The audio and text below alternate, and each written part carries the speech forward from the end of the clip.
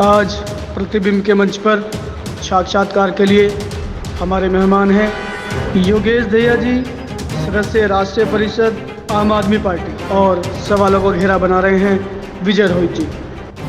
2011 में जब अन्ना आंदोलन चल रहा था तो मैं इससे जुड़ गया था, और 2012 में जब पार्टी बनी तो मैं इस पार्टी का संस्थापक सदस्य भी हूं, राष्ट्रीय कार्यकारिणी सदस्य रहा हूं, और इसी पार्टी से मैंने अपना राजनीतिक कैरियर शुरू किया था और इसी पार्टी में। अच्छा, अधिकांश कार्यकर्ता पूरी समर्पित भाव से इस पार्टी के साथ जुड़े हैं, आम पार्टी से समर्पित भाव से जुड़े हैं। यहाँ तक कि मेरा मानना है कि उन्होंने अपने जीवन की आहुतियाँ दी हैं इसमें जी। जो महत्वपूर्ण समय जो है वो बहुत पूरी समर्पित होकर के काम किया है। क्या परिणाम वैसे आए हैं जी, देश के दृष्टिकोण से? देश जी बिल्कुल, मैं उसी बात को कह रहा हूँ कि अगर आप पार्टी के हिसाब से सोचेंगे तो पार्टी पहली बार चुनाव लड़ी थी 2013 में, और पहली बार ही अरविंद केजरीवाल जी मुख्यमंत्री बने थे और इस पार्टी ने अपनी सरकार बनाई थी। उसके बाद लगातार 3 बार चुनाव दिल्ली में हुए हैं, 2015 का और 2020 का। उसमें भी पार्टी ने वहां पर अपनी जो की तू जीत कायम रखी है।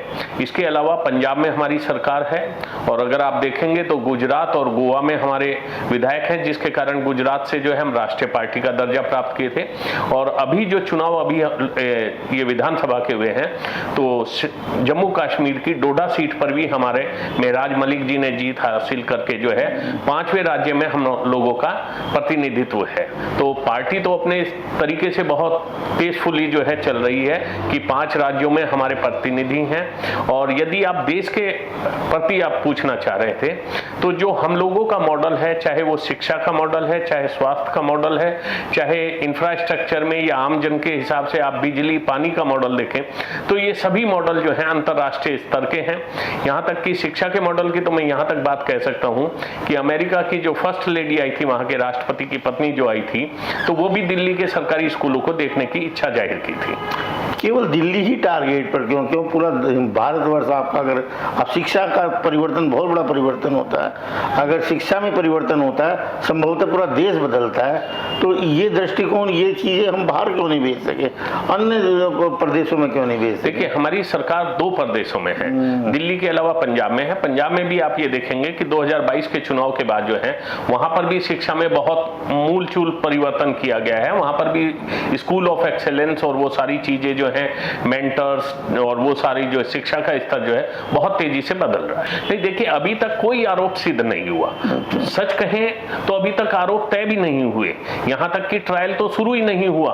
केवल वो चूंकि पीएमएलए एक्ट में जो ऐसा प्रावधान 2019 में मौजूदा सरकार ने, केंद्र सरकार ने कर लिया था कि अब आप जो है निर्दोष हो या दोषी हो, इस बात के कोई मायने नहीं है, ईडी जब तक चाहेगा आपको गिरफ्तार रख सकता है। ये तो समझ लीजिए कि सुप्रीम कोर्ट की, हम लोग कहेंगे, दया दृष्टि रही कि उन्होंने कहा भाई 2-2 साल हो गए इनको जेल में बंद हुए हुए, क्या बेल मिलना इनका हक है या नहीं, तब जाकर ये जमानतें प्राप्त हुई हैं। वरना यदि सरकार और ईडी चाहती तो 10 साल 20 साल तक बगैर ट्रायल शुरू करे ऐसे ही रख सकती थी। इससे कुछ जो परिस्थिति घटी है, जो आरोप लगे हैं, जेल में रहे हैं, इससे कुछ पार्टी ने अनुभव लिया है कुछ भी ने? जी, पार्टी देखिए हर समय सीखती और वो सब है। हम लोग एक जिस दौड़ में लग रहे थे, हम लोग पूरे देश में लोकसभा भी लड़ रहे थे, वो सारी चीजें भी हैं, तो पार्टी बहुत सोच समझ के अपना जो है गठबंधन भी उसी हिसाब से करेगी, और पार्टी जो अपना कैडर और संगठन बनाने की प्रक्रिया है उसको भी बहुत सोच समझ कर चलाएगी। इसी परिप्रेक्ष्य में अभी आप अगर देखें तो उत्तर प्रदेश में भी 16 तारीख को जो है हमारा लखनऊ में जो है प्रदेश जो है कार्यकर्ता सम्मेलन होने जा रहा है। अच्छा, 16 तारीख में होने जा रहा है। हरियाणा में क्या स्थिति थी? देखिए, हरियाणा में भी हम लोगों के संगठन और कैडर नहीं थे, और जितने भी जो हम लोगों के वहां पर उम्मीदवार थे उनमें से मूल चूल अगर आप देखें तो करीब 20-22 हमारे अपनी पार्टी से थे, बाकी लोग वो हैं जो इसी समय आकर जिन लोगों ने टिकट प्राप्त किया था। अच्छा, अन्य पार्टियों का सहयोग लेने की कोई स्थिति बनती है आपकी? जी हाँ, कोशिश तो की गई थी। हमारे माननीय सांसद संजय सिंह जी ने प्रक्रिया चालू भी की थी, लेकिन शायद दूसरी पार्टी को ये मंजूर नहीं था, तो उन्होंने जो है आखिर तक गठबंधन की कोई गुंजाइश नहीं दिखाई। अच्छा, क्या दोष नजर आता है जो राष्ट्रीय पार्टी है, जो चाहे कांग्रेस है या भारतीय जनता पार्टी है, उनसे भिन्न कैसे हैं आप? मैंने आपको वही बताया कि एक तो तो हम किसी दल के टूटे हुए दल नहीं है, आंदोलन से आए हुए हैं। दूसरी चीज, हम लोगों का जो है राजनीति में केवल राज करना या सत्ता हत्याना जो है, ये हमारा मेन मुख्य मुद्दा नहीं है। हम लोगों का मुख्य मुद्दा, चाहे वो पंजाब हो चाहे दिल्ली हो, वहां पर जो समाज के लिए आवश्यकताएं हैं, जिसमें शिक्षा है, स्वास्थ्य है, बिजली है, पानी है, महिला सुरक्षा है, ये सारी चीजें। सुरक्षा कैसे कर सकते हैं? पुलिस सहयोग नहीं करती आपको? देखिए, पुलिस भले ही सहयोग ना करे, यदि आप दिल्ली की हालत देखें तो जैसे बसों में मार्शल्स थे, जैसे सीसीटीवी इस वक्त पूरी दुनिया में सबसे ज्यादा अगर किसी शहर में सीसीटीवी लगे हुए हैं, वो दिल्ली पुलिस को ही सहायता करते हैं, क्राइम को रोकने में सहायता करते हैं। एक भय, डर हर गलत आदमी को ये रहता है कि दिल्ली में, पूरी दिल्ली में सीसीटीवी लगे हुए हैं, तो वो भी एक सुरक्षा का बहुत बड़ा दायरा अपने आप में कायम करता है। अच्छा, भारतवर्ष में जहां भी आप अपना स्थायित्व जमाना चाहते हैं, जहां का भी दावे करते हैं, वहीं के लिए बिजली पानी निःशुल्क की बात करते हैं। देखिए, तो कैसे संभव है? क्या पूरे राष्ट्र में इसका आर्थिक ढांचे पर कोई प्रभाव नहीं पड़ेगा? नहीं, बिल्कुल नहीं पड़ता जी, ये बात तय है। इसका उदाहरण सबसे बड़ा तो दिल्ली है। दिल्ली जो करीब 30-35 हजार करोड़ के घाटे में थी जब 2014 में हम लोगों को मिली थी, 13 में मिली थी, आज वही दिल्ली करीब 70 हजार के प्लस मुनाफे में है। और ये सारी चीजें देने के बाद है, आप अंदाजा कर लीजिए, पंजाब जब हम लोगों को मिला 2022 में, तो वो 3.5 लाख करोड़ के घाटे में है। और अंदाजा कर लीजिए कि ये घाटा तब हुआ जब वहां की सरकारें कुछ नहीं दे रही थी। अब प्रति वर्ष करीब 50 से 70 हजार करोड़ का मुनाफा इस घाटे को कम कर रहा है। और हमारी ये उम्मीद है कि 2027 में जब हम दिल्ली पंजाब के चुनाव में होंगे, ये जो वित्तीय घाटा है पूरा पंजाब का, ये शून्य हो चुका होगा। अच्छा, उत्तर प्रदेश में कभी कोई चर्चा आपकी मीटिंग्स में होती है कि उत्तर प्रदेश में भी आपका वर्चस्व हो, आपकी कोई पकड़ हो? जी हाँ, बहुत कोशिश की जा रही है। जैसे मैं स्वयं अपने उदाहरण दे सकता हूँ कि 2014 में लोकसभा का चुनाव लड़े थे, 2019 में चुनाव में लड़ा था, 2022 में मैं चुनाव लड़ा था, और अब 2027 के लिए भी हम लोगों की तैयारी हो। लेकिन उत्तर प्रदेश की परिस्थितियां बहुत भिन्न हैं। एक तो बहुत लंबा चौड़ा यहाँ पर प्रदेश है। मेरे ख्याल में सबसे बड़ी जो इसकी संकट है वो ये है कि इसको कम से कम 3 नहीं तो 4 टुकड़ों में विभाजित हो जाना चाहिए। और जब तक नहीं करेंगे तो बहुत अन्यथा परिस्थितियां रहेंगी। आपको कैसा, आपको अपने जिले में जब आपने कार्य किया, क्या लगा? एक जिले से अनुमान लगा लेते हैं 75 जिलों का, तो आपको क्या लगा कि क्या लोग आम पार्टी को, आपकी पार्टी को ध्यान दे पाएंगे, उसकी तरफ झुक पाएंगे, या उसकी तरफ जो कुछ थोड़ा भी ध्यान दे पाएंगे? देखिए, ये बातें सब चीज हम लोग भी देखते हैं, क्योंकि राजनीति में खेल और संभावनाएं जब तक आखिरी आपको सर्टिफिकेट डीएम या एसडीएम का नहीं मिल जाता तब तक रहती हैं। क्योंकि आप लोगों ने भी देखा होगा, कई बार मतगणना पर ही खेल पासा पलट जाता है। अभी भी आप लोगों ने देखा है कि जनता की अपेक्षाएं और थी, जो एग्जिट पोल थे वो कहीं और जा रहे थे, हरियाणा में जो सारे काम थे वो बिल्कुल अलग थे, और जो नतीजे आए हैं वो बिल्कुल विपरीत हैं। हम लोग भी देखते हैं, चाहे वो धर्म के आधारित हों चाहे जातिगत हों, जब हम लोग फील्ड में जाते हैं, जब लोगों से बात करते हैं, तो उनके चूंकि परिचित और वो खुद दिल्ली मॉडल को देखते हैं तो उनके विचार अलग होते हैं। लेकिन जब चुनाव में हम लोग होते हैं और चुनाव के बाद जब मतगणना में होते हैं तो नतीजे जो हैं वो बिल्कुल अलग हैं। लेकिन हम लोग प्रयासरत हैं कि इस धारणा को कि यहाँ की राजनीति केवल धर्म पे होगी, या यहाँ की राजनीति केवल जातिगत होगी, या केवल 500 और 1000 रुपए में बिकने वाली वोटों से होगी, ये खत्म करना है। अच्छा, जब हमने एक आंदोलन किया और सामाजिक आंदोलन हजारे जी का हुआ, उस समय ऐसा निर्णय नहीं था कि आप कोई पार्टी बनाने जा रहे हैं या आप कोई ऐसा राजनीतिक अखाड़ा तैयार कर रहे हैं अपने लिए? बिल्कुल, बहुत सही बात आपने की। जब ये आंदोलन हुए थे, या जब मैं भी आंदोलन के रूप में था, 2009 से मैंने गन्ने के ऊपर आंदोलन किया, गेल इंडिया पर आंदोलन किया, ये बिजली टावर लाइनों पर आंदोलन किया, भूमि अधिग्रहण पर टावर किया, तो मुझे भी कहीं से कहीं तक ये नहीं था कि मैं किसी राजनीतिक जीवन में जाऊंगा।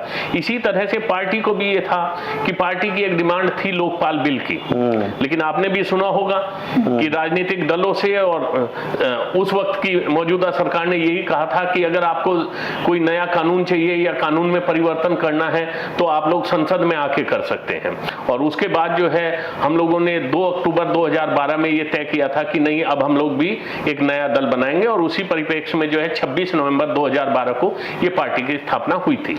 लोकपाल बिल असंतुष्टिपूर्ण है भारतवर्ष के साथ। जी बिल्कुल, आप सही बात कह रहे हैं। लोकपाल बिल के ही कारण हमारी पहली सरकार जो कांग्रेस के सहयोग से बनी थी वो 49वें दिन गिर गई थी। पहली जो 2013 की सरकार थी वो 49 दिन कुल चल पाई थी। और जितनी मतलब आप समझ लीजिए, जो दिल्ली की चूंकि केंद्र शासित सरकार है और उसके जितने अधिकार थे वो भी धीरे धीरे जो है अध्यादेश जारी कर करके केंद्र सरकार ने खत्म की है। जैसे एंटी क्राइम ब्यूरो था और चीजें थी। तो अभी तो हालत ये है कि दिल्ली में जनता का लोकतांत्रिक सरकार तो हम हैं, लेकिन दिल्ली की सरकार और दिल्ली को चलाने वाला एलजी है। बिल्कुल। जितनी बड़ी बेरोजगारी आज हिंदुस्तान में है ये कभी नहीं थी। और इस बेरोजगारी से सबसे ज्यादा प्रभावित अगर कोई है तो वो युवा है। चाहे वो नौकरी पेशा है, चाहे रोजगार वाला है, चाहे कुछ भी अपना काम करने वाला खेती का युवा है, वो सब है। इस वक्त हर जगह एक परिवर्तन की लहर की जरूरत है। और हमें ये लगता है कि हमारा 18 साल से लेके 35-40 साल तक का जो युवा है वो जरूर आम आदमी पार्टी को हर हाल में सपोर्ट करेगा। अच्छा, आपके दृष्टिकोण में केंद्र में नेतृत्व कैसे, क्या कोई व्यक्ति नजर आते हैं आपको? कुछ ऐसे लोग नजर आते हैं जो केंद्र का नेतृत्व करें? नहीं, मुझे तो केजरीवाल जी नजर आते हैं, क्योंकि जिन्होंने 12वीं करते ही सीधा इंजीनियरिंग आईआईटी में प्रवेश पा लिया था और आईआईटी करते ही सीधा सीधा जो है वो आईआरएस हो गए थे, तो उनसे कुशल तो कोई नेतृत्व या निसंदेह। लेकिन भारतवर्ष के अगर पूरा आप मैप को फैलाएं तो वहाँ केजरीवाल जी कहाँ हैं? मैं वही कह रहा हूँ कि वहां पर ऐसा कोई नहीं है, कोई ऐसा प्रदेश नहीं है जो केजरीवाल जी को ना चाहता हो, कोई ऐसी जगह नहीं है जिसको वो ना जानते हो। क्योंकि एक आईआरएस होने का मतलब ये है कि आप भारत की प्रशासनिक सेवाओं में सबसे उच्चतम स्तर पर है और वो उस सिस्टम को बहुत अच्छे से समझते हैं। लेकिन सभी प्रदेशों में आप स्टैंड तो हो। नहीं, देखिए मैं बताया, पार्टी ने 2 बार 2 कार्यक्रम चलाए थे। 2013 में पार्टी ने जो है मिशन बुनियाद चलाया था। मिशन बुनियाद के तहत जो है हम लोगों ने पूरे भारत में हर जिले में अपनी कमेटियां कायम की थी। इसीलिए अगर आप देखेंगे तो 2014 के चुनाव में हमारे पास भाजपा और कांग्रेस से ज्यादा उम्मीदवार थे। भाजपा और कांग्रेस से ज्यादा उम्मीदवार आम आदमी पार्टी के थे। 2015 में पार्टी ने मिशन विस्तार चलाया था, जिसमें मैं भी राजस्थान प्रभारी था। मिशन बुनियाद में मैं उत्तराखंड प्रभारी था। मिशन विस्तार में भी हम लोगों ने मंडल से और जिले स्तर को जो है फैलाने का काम किया था। ये अलग बात है कि हम क्षेत्रीय पार्टियों की तरह नहीं रहे, ना हम उस तरह ग्रो कर रहे हैं कि एक ही प्रदेश में हो। वरना आप देखेंगे, आप भाजपा और कांग्रेस के अलावा कोई भी राष्ट्रीय पार्टी तो बची नहीं है, चाहे वो कम्युनिस्ट थे या अलग थे। लेकिन जो क्षेत्रीय पार्टी हैं वो एक प्रदेश से आगे नहीं निकल पा रहे। आप चाहे पीडीपी की बात कर लें, चाहे शिवसेना की बात कर लें, चाहे तृणमूल कांग्रेस की बात कर लें, चाहे अकाली दल की बात कर लें, चाहे कम्युनिस्टों की केरल में बात कर लें। लेकिन हमारी पार्टी एक ऐसी है इन 2 पार्टी के बाद में जो इस वक्त 5 राज्यों में तो प्रतिनिधित्व कर रही है और 2 राज्यों में सरकार चला रही है। लेकिन मुझे बहुत स्पष्ट साफ दिखाई दे रहा है कि अगले 5 साल में हम लोग कम से कम 2 या 3 राज्यों में और फैलने जा रहे हैं, जिसमें मैं बहुत परमात्मा से डरते हुए कह रहा हूं गुजरात हमारे हाथ में आ रहा है। क्योंकि वहां हमारे 5 विधायक हैं और उनके काम को देखते हुए, जैसे पंजाब में हमारी सरकार बन गई थी, अगले चुनाव में हम लोग गुजरात में सरकार बनाने जा रहे हैं। बहुत बहुत आपका धन्यवाद। और